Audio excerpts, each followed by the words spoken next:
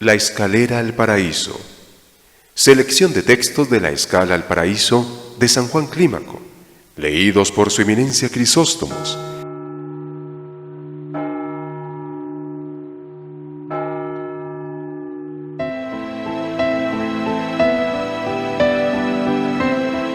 Decimoquinto escalón de la castidad. Idea principal: manteniéndonos puros. La castidad nos aproxima a la naturaleza incorpórea de los ángeles. La castidad es el aposento de Cristo. La castidad es escudo celestial del corazón. La castidad es abnegación de la naturaleza humana y vuelo maravilloso del cuerpo mental y corruptible hacia lo inmortal e incorruptible. Casto es el que con un amor venció otro amor, el que con el fuego del Espíritu venció al de la carne. Esto rige la perfecta castidad.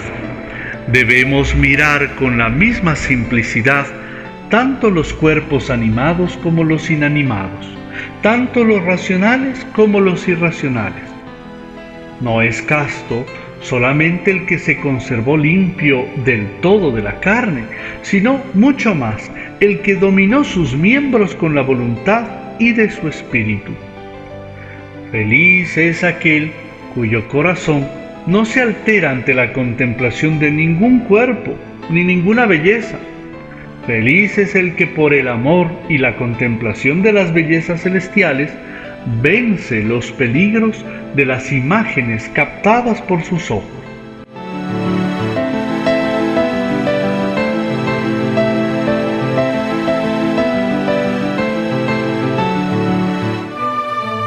Decimosexto escalón de la avaricia y de la pobreza. Idea principal: abandonando las cosas de las que nos habíamos aferrado.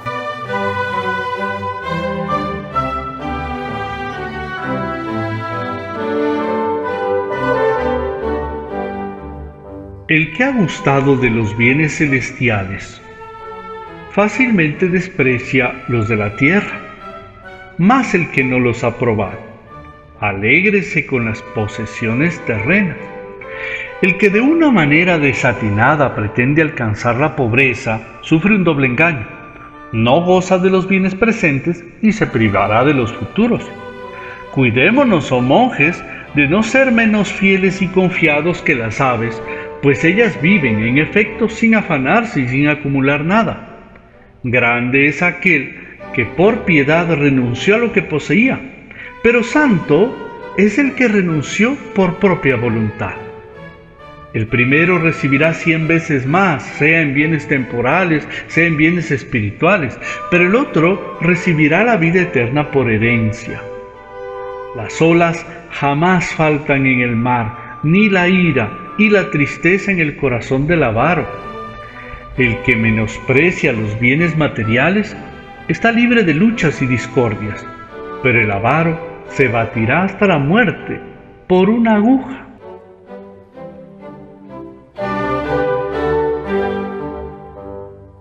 Decimoséptimo escalón de la insensibilidad. Idea principal: dejando que se vayan las cosas que Dios nos quita.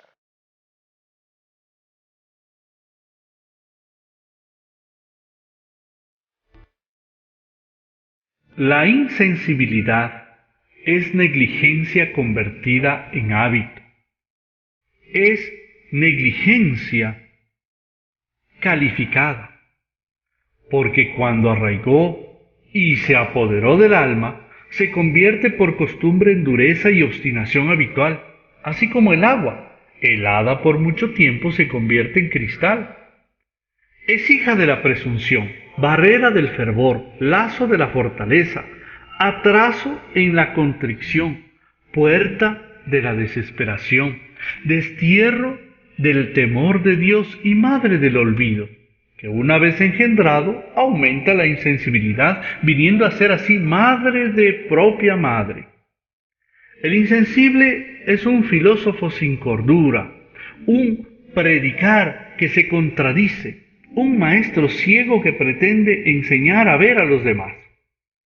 Diserta sobre cómo curar las llagas mientras él mismo se las causa. Se queja de una enfermedad y no cesa de comer cosas que le perjudican. Predica contra los vicios y cae en ellos. Grita, hago mal, y no por eso deja de perseverar en el mal. La boca predica contra el vicio y el cuerpo lucha por alcanzarlo. Platica sobre la obediencia y trabaja por satisfacer la gula. Todo esto es la insensibilidad. Si somos insensibles a las cosas espirituales, de alguna manera ya hemos muerto a todo lo espiritual.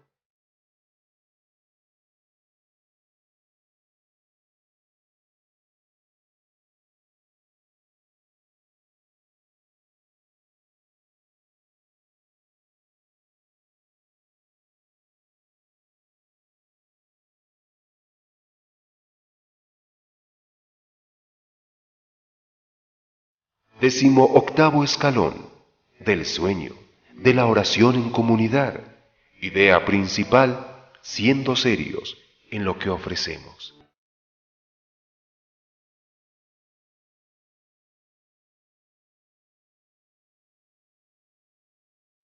El hombre insensible se queja de lo que pasa y no deja de comer lo que le hace daño.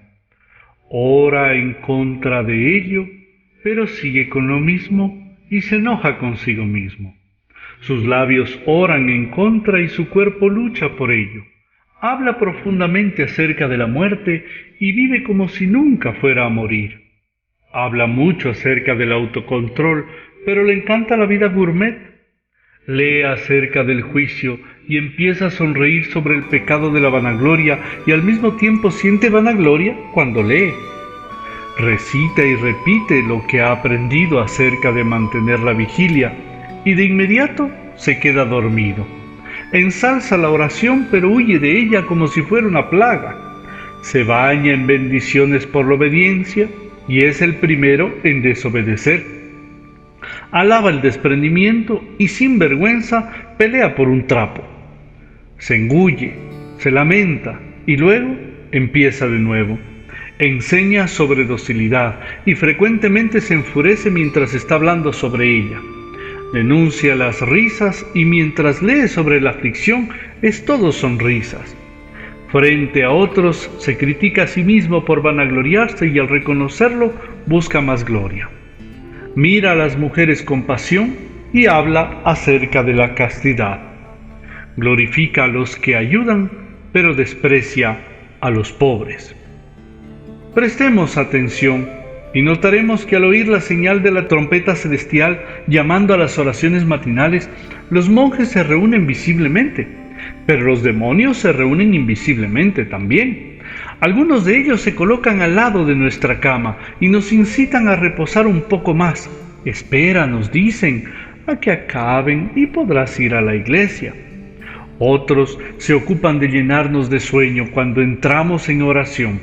Otros nos traen dolores de estómago para distraernos, otros nos mueven a hablar en la iglesia, otros nos llenan de pensamientos vergonzosos y otros nos hacen que nos reclinemos contra la pared y bostezar a menudo. Otros nos mueven a risa en la oración, otros nos incitan a orar apresuradamente y otros a decirlo muy lentamente, no por devoción, sino por el deleite que dan y pegándose a nuestra boca de tal modo la cierran que apenas la podemos abrir. El que piensa que está en la presencia de Dios y ora con verdadero sentimiento, se mantendrá inmóvil como una columna y ninguno de los demonios de los que hemos hablado podrá tentarlo. Décimo noveno escalón de las vigilias. Idea principal, estando despiertos.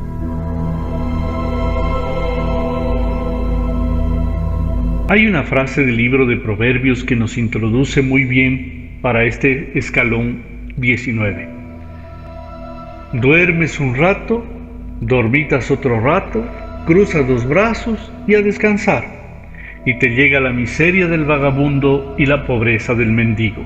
Libro de Proverbios, capítulo 6, versículos 10 y 11.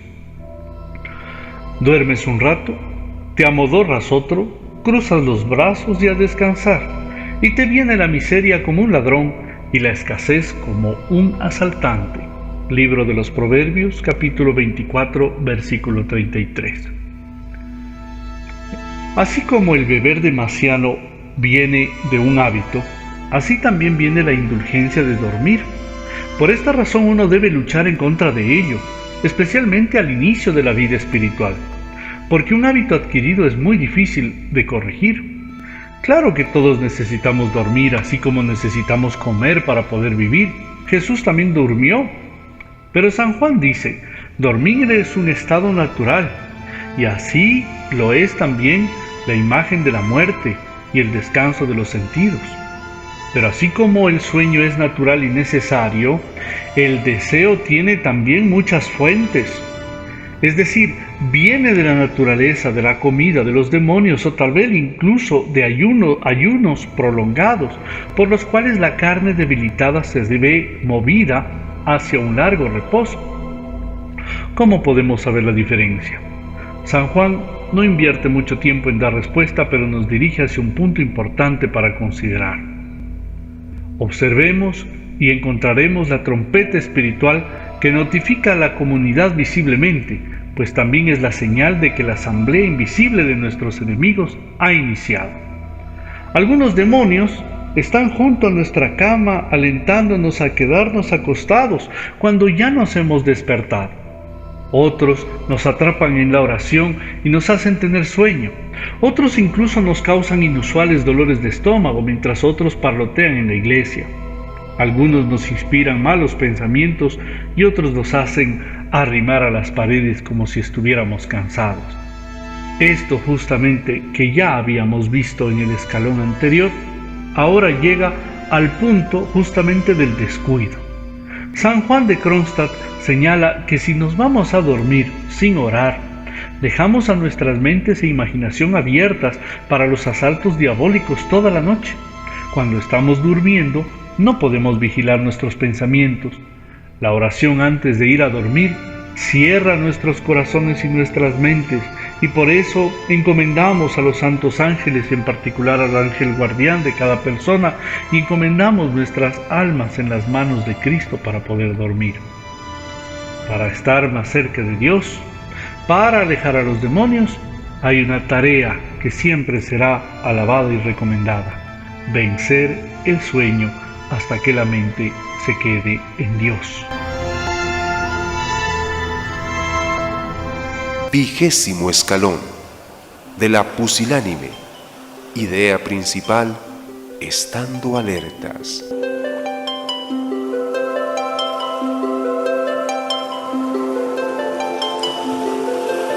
El paso 20 o escalón nos habla de nuestra lucha, nos habla de mantenernos alerta cuando nos acercamos a la hora de la oración. El monje que ama a Dios, cuando suena la campana que llama a la oración, dice en su interior: alegría, alegría.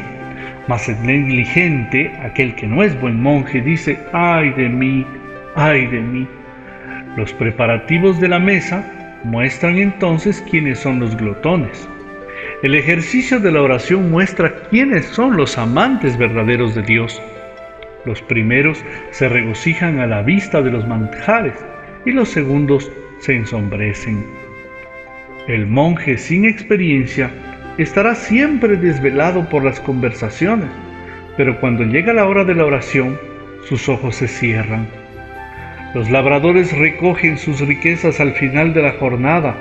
Asimismo, los monjes recogen las suyas al final de las oraciones de la tarde y de la noche y de los ejercicios espirituales. Así que, durante la oración, nos encontramos muchas veces pensando en todo tipo de cosas y menos en orar. ¿Cuántas veces hemos terminado una oración solo para darnos cuenta de que no tenemos ni idea de lo que acabamos de decir? ¿Cuántas veces en medio de la divina liturgia nos encontramos revisando eventos de ayer o planificando cosas del resto del día? alerta. Eso es lo que necesitamos, estar alerta, en una lucha por controlar nuestras mentes y dirigirlas hacia la única cosa que es necesaria, y es el intento de centrar nuestra mente en el corazón, para eliminar no solo los malos pensamientos, sino incluso los buenos pensamientos que nos distraen del objetivo principal, que es buscar a Dios. Y esto no es fácil.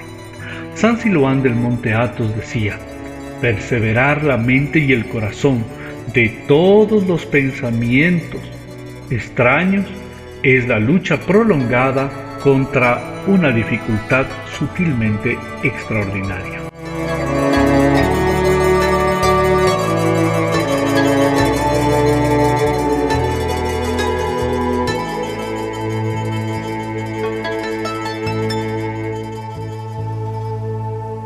Vigésimo-primer escalón de la vanagloria en sus múltiples formas. Idea principal: venciendo los miedos. El temor es imaginar un peligro antes de que ocurra. Es una pasión que entristece y desmaya nuestro corazón con la sospecha de los males que nos pueden acaecer, privándonos por tanto de toda confianza y seguridad. El alma orgullosa es esclava del temor, ya que, plena de vanidosa confianza en sí mismo, no merece el favor de Dios. El Señor en su justicia abandona a los orgullosos, mientras que ampara a aquellos que se humillan. No dudes, dice San Juan Clímaco, en pasar de noche por lugares donde has sentido temor, pues si lo haces, este temor se afirmará en ti con la edad. Y cuando vayas, acorázate con la oración, y cuando llegues, levanta las manos y defiéndete en el nombre de Jesús, ya que no hay armas mejores en el cielo y en la tierra que orar a Dios. Y cuando ya estés libre de este mal, alaba a aquel que te ha liberado, porque si tú eres agradecido, Él siempre te protegerá. Cuando un espíritu malo se presenta, hablamos espiritualmente, el cuerpo se atemoriza, mas en presencia de un ángel bueno se alegra el corazón de los humildes. Así pues, reconozcamos esta presencia, recurramos a la oración, porque nuestro protector viene a orar con nosotros y ayudarnos. ¿Cómo no vencemos los temores humanos? La respuesta es clara. La manera de vencerlo es por medio de la humildad de corazón y una profunda confianza en Dios, y por medio del rechazo a todas las fantasías de Satanás. No permitamos que el temor entre en nosotros y nos aleje del camino hacia Dios. No miremos ni a derecha ni a izquierda, sino que fieles y confiados caminemos directamente con nuestra mirada fija en Jesús, el autor y finalizador de nuestra fe. Si nuestra alma no tiene miedo, aunque nuestro cuerpo se sienta atemorizado, estaremos siempre cerca de ser salvados.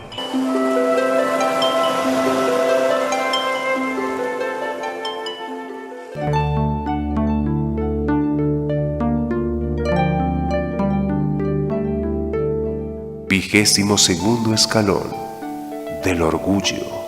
Idea principal: humillando nuestro orgullo.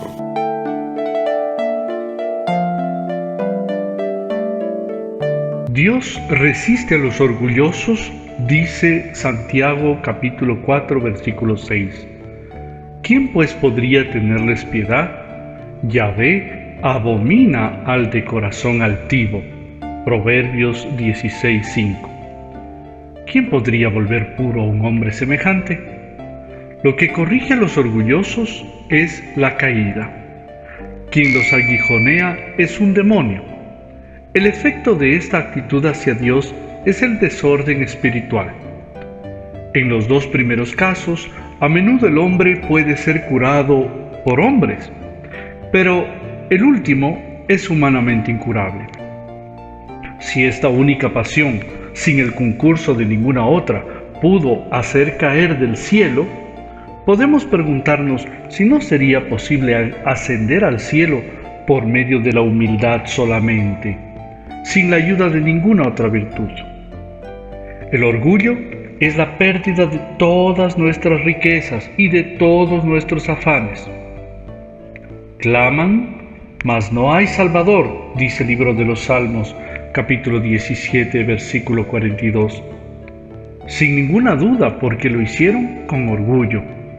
Se volvieron hacia el Señor, pero Él no les escuchó. Seguramente porque no cortan de raíz las faltas contra las cuales imploran auxilio. Un anciano, dotado de un gran conocimiento espiritual, reprendió a un hermano orgulloso, pero éste en su ceguera le respondió: «Perdóname, padre, no soy orgulloso». El más anciano, sabio, le dijo: «¿Qué mejor indicio de esta pasión podrías darnos, mi pequeño, al responder: no soy orgulloso?» Todo aquel que dice tener humildad es que en realidad no la tiene.